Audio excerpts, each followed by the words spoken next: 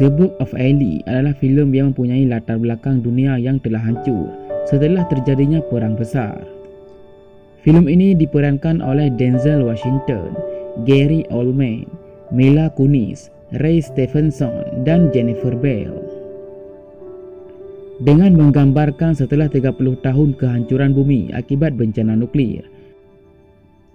Pada masa-masa sulit tersebut, seorang pria pengembara bernama Eli yang diperankan oleh Denzel Washington melakukan perjalanan jauh menuju sebuah lokasi di pantai barat Amerika Serikat untuk mengirimkan salinan buku suci atau Alkitab yang bisa menyelamatkan peradaban manusia.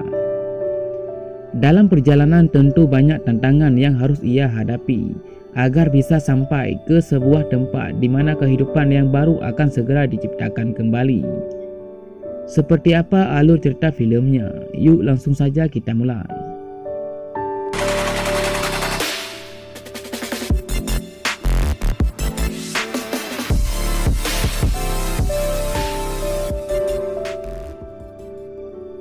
Di awal cuplikan kita diperlihatkan keadaan bumi yang telah hancur akibat perang yang telah terjadi, matahari yang telah ditutupi oleh kabut nuklir, serta polusi udara yang sangat berbahaya. Di sana ada seorang pria bernama Eli. Ia berada di tengah hutan dan menembaki seekor kucing agar nantinya menjadi makanannya untuk bertahan hidup.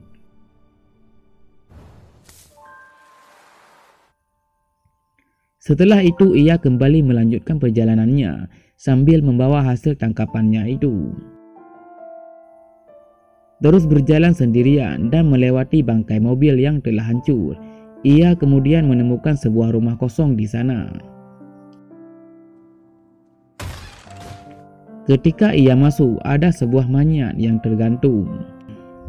Eli pun langsung bermalam di sana sambil menikmati makan malam seekor kucing yang telah ia tangkap.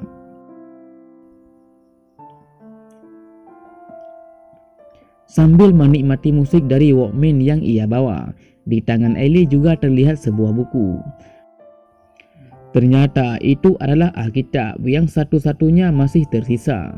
Rencananya, ia pergi ke barat Amerika untuk menyerahkan Alkitab tersebut. Di pagi hari, setelah semalaman istirahat, Eli kembali melanjutkan perjalanannya. Setelah berjalan cukup jauh, ia menemukan seorang wanita yang sedang meminta tolong di tengah jalan. Dengan kecerdasannya, Eli mengetahui kalau itu adalah jebakan. Keenam perampok itu pun keluar dengan mengakui kalau si Eli ini cerdas. Perampok itu ingin Eli menyerahkan tas yang ia bawa, namun Eli menolaknya. Mereka sempat meremehkan Eli dengan mendorongnya, namun dengan tegas Eli mengatakan jika sekali lagi ia disentuh, maka tangan si bos perampok itu akan putus. Sambil tertawa, bos perampok itu terkesan dengan ancaman si Eli kepadanya. Ia pun mencoba menyentuhnya, namun dengan sekejap Eli memotong tangan bos perampok tersebut. Kelima anak buahnya langsung menyerang Eli dan pertarungan pun terjadi. Dengan akhir pertarungan, Eli dengan gampang membunuh semua perampok tersebut. Dan ia pun kembali melanjutkan perjalanannya ke barat. Dalam perjalanan di bawah jalan tol, ia lagi-lagi melihat aksi perampokan. Di sini, sepasang kekasih yang jadi korbannya. Perampok itu datang dengan motor dan langsung menembaki si laki-laki dan menyiksa si perempuan. Eli yang berada tidak jauh dari sana, ia hanya bisa melihat saja sambil menahan diri untuk tidak ikut campur dalam masalah itu.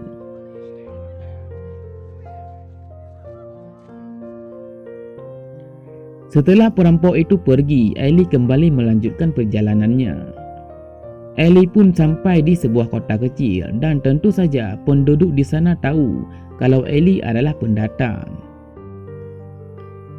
Eli kemudian masuk ke sebuah toko untuk mengisi daya baterai agar bisa menghidupkan alat musiknya kembali.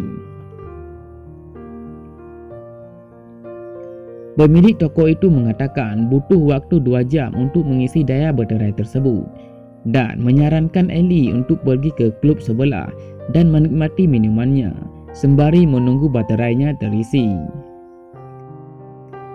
Kemudian Ellie pun pergi ke klub tersebut. Ia berniat membeli air minum untuk perjalanannya nanti. Salora yang merupakan wanita cantik di sana, ia pun langsung pergi mengisi air di botol milik Ellie. Namun di sana juga terlihat perampok yang sebelumnya melakukan aksi kepada sepasang kekasih di jalanan, dan tentu saja Ellie masih mengingat mereka. Dan si bos bernama Mark langsung menghampiri Ellie dan mencari masalah dengannya. Namun dengan sigap Ellie langsung membunuhnya dengan cepat. Anak buah si Mark yang melihat mereka pun tidak tinggal diam, dan Ellie langsung mengambil pedangnya. Mereka pun bertarung, dan Ellie mampu membunuh mereka semua. Salora yang sambil memegang botol air milik Ellie, ia terkejut melihatnya. Ternyata dari atas muncul seorang laki-laki yang melihat aksi Ellie dalam melawan semua musuhnya. Laki-laki itu bernama Carnegie. Ia adalah pemilik klub tersebut sekaligus pemimpin di kota itu. Ellie pun langsung dibawa ke hadapan Carnegie oleh anak buahnya untuk diinterogasi. Setelah diketahui ternyata Ellie ini orangnya suka membaca, Carnegie pun senang akhirnya ia menemukan orang yang sama seperti dirinya yang suka akan ilmu pengetahuan. Carnegie mengajak Ellie untuk tinggal di kota itu. Carnegie berencana akan memulai kehidupan baru di kota tersebut. Namun Ellie menolaknya. Ia mengatakan akan pergi ke barat karena itu adalah sebuah perintah yang ia yakini benar. Carnegie yang tidak memaksa akhirnya menyarankan Ellie untuk menginap semalam saja di sana. Ia berharap Ellie besoknya akan berubah pikiran. Ellie pun terpaksa menginap di tempat Carnegie. Dan malam pun tiba. Carnegie yang berbicara dengan istrinya. Ia mengatakan akan menjadikan anaknya bernama Salora untuk melayani Ellie, sambil menyuruh Ellie untuk tetap tinggal di sana. Ellie pun yang sedang sibuk membaca sebuah Alkitab. Ia dikejutkan kedatangan wanita cantik ke kamarnya. Ia adalah Salora. Salora sengaja datang untuk melayani Ellie. Namun Ellie menolaknya dan menyuruh Salora untuk keluar. Salora pun enggan keluar dan mengatakan pada Ellie jika ia tidak melaksanakan tugasnya melayani Ellie, ibunya akan disiksa oleh Carnegie. Salora meminta tidur di kamar Ellie walaupun di lantai dan menyuruh Ellie besok pagi untuk mengatakan pada Carnegie ia puas dengan layanannya walaupun itu berbohong. Sambil menunggu pagi tiba, Ellie dan Salora mereka sedikit bercerita tentang masa lalu. Namun tiba-tiba Salora melihat sebuah buku milik Ellie. Salora yang ingin tahu buku tersebut tentang apa. Ellie namun menolak untuk memberitahunya. Ellie pun langsung memotong pembicaraan dan mengajak Salora untuk makan. Namun sebelum itu Ellie mengajak Salora untuk berdoa terlebih dahulu. Salora pun terkesan ia tidak pernah menemui laki-laki seperti itu sebelumnya. Pagi pun tiba, Salora yang langsung menghampiri ibunya untuk sarapan pagi. Ia pun sebelum makan mengajak ibunya untuk berdoa dulu, sama seperti yang dilakukan oleh Ellie padanya. Carnegie yang berada di sana, ia curiga pada Salora dari mana ia belajar cara berdoa. Carnegie pun langsung bertanya pada Salora apa yang sudah ia pelajari dari Ellie dan apakah Ellie mempunyai sebuah buku Alkitab. Salora pun terpaksa memberitahu Carnegie karena ia tidak tega melihat ibunya disiksa. Carnegie yang curiga mungkin Ellie mempunyai sebuah buku Alkitab. Ia pun langsung bergegas pergi dan mencarinya. Di sisi lain, Ellie yang berada di toko elektronik sedang mengambil baterainya yang sudah terisi. Ketika ia keluar, langsung dihadang oleh Carnegie serta anak buahnya. Carnegie mengatakan kalau ia butuh buku Alkitab yang ada pada Ellie tersebut agar nantinya bisa memberi ilmu pada orang, bagaimana tata krama dan sebuah inspirasi serta semangat untuk terus bertahan hidup. Carnegie juga mengatakan bahwa buku Alkitab sudah dimusnahkan pada saat terjadi perang dan hanya tersisa satu saja yang ada pada Ellie. Ellie dengan segenap jiwanya ia menolak untuk menyerahkan buku itu pada Carnegie. Ellie pun pergi dan dari belakang anak buah Carnegie langsung menembaki Ellie. Kontak senjata pun terjadi antara Ellie dan anak buah Carnegie. Di sini Carnegie juga terkena tembakan di kakinya dan Ellie berhasil lolos dari suasana itu.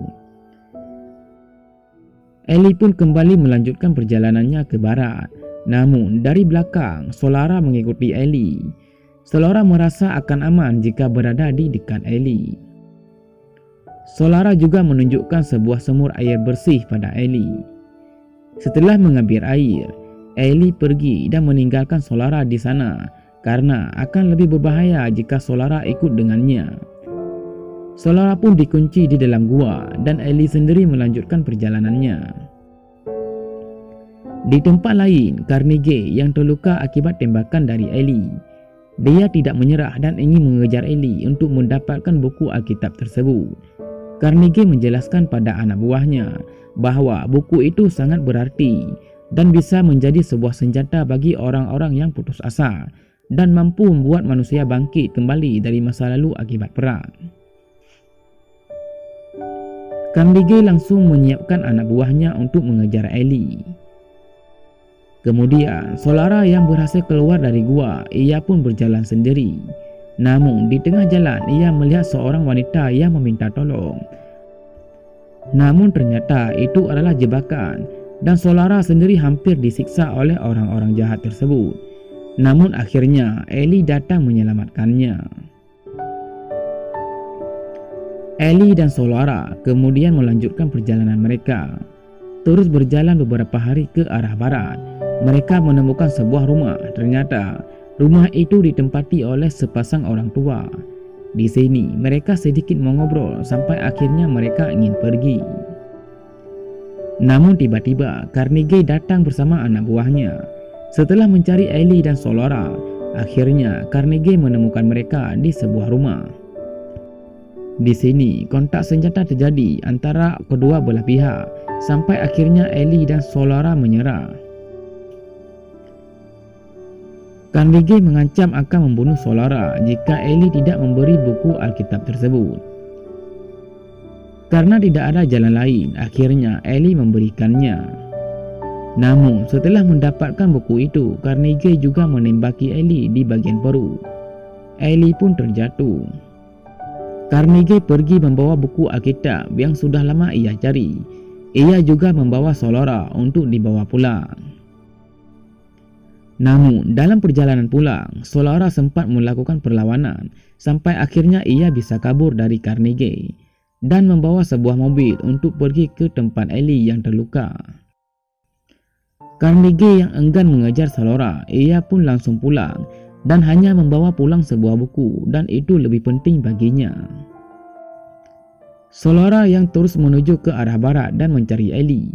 Ia akhirnya menemukan Ellie yang masih sanggup berjalan walau dalam keadaan terluka. Ellie dan Solara kembali melanjutkan perjalanan mereka. Terus berjalan, akhirnya mereka sampai di pinggir pantai. Ellie senang, akhirnya ia hampir sampai di tempat tujuannya. Kemudian mereka harus menyeberangi lautan agar sampai di sebuah pulau. Di sisi lain, Carnegie yang sampai di rumahnya, ia kemudian membuka buku tersebut.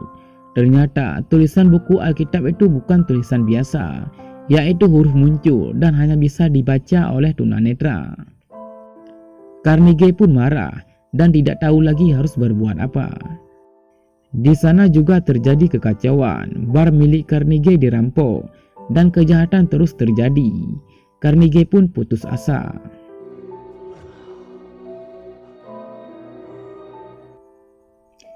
Di sisi lain, Ellie dan Solara langsung disambut oleh pemimpin di pulau itu.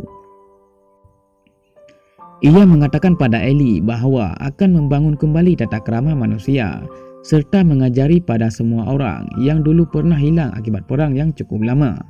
Namun mereka tidak ada buku Alkitab. Dia pun menanyakan apakah buku itu baik-baik saja pada Ellie. Ellie pun menjawab buku itu sudah rusak namun masih bisa diperbaiki. Ellie kemudian menyuruh orang tersebut mengambil lembar kertas kosong serta pulpen untuk menulis semua yang keluar dari mulutnya. Ternyata Ellie sudah menghafal semua isi Alkitab yang selama ini ia bawa. Pemimpin itu terus menulis semua yang Ellie katakan dan buku Alkitab pun dikarang kembali dan mereka berharap dengan buku itu bisa membuat manusia menjadi lebih baik dalam memulai kehidupan barunya. Dan cerita pun selesai. Oke guys, itulah alur cerita filem The Book of Ellie. Jangan lupa bantu subscribe channel ini. Sekian dan terima kasih.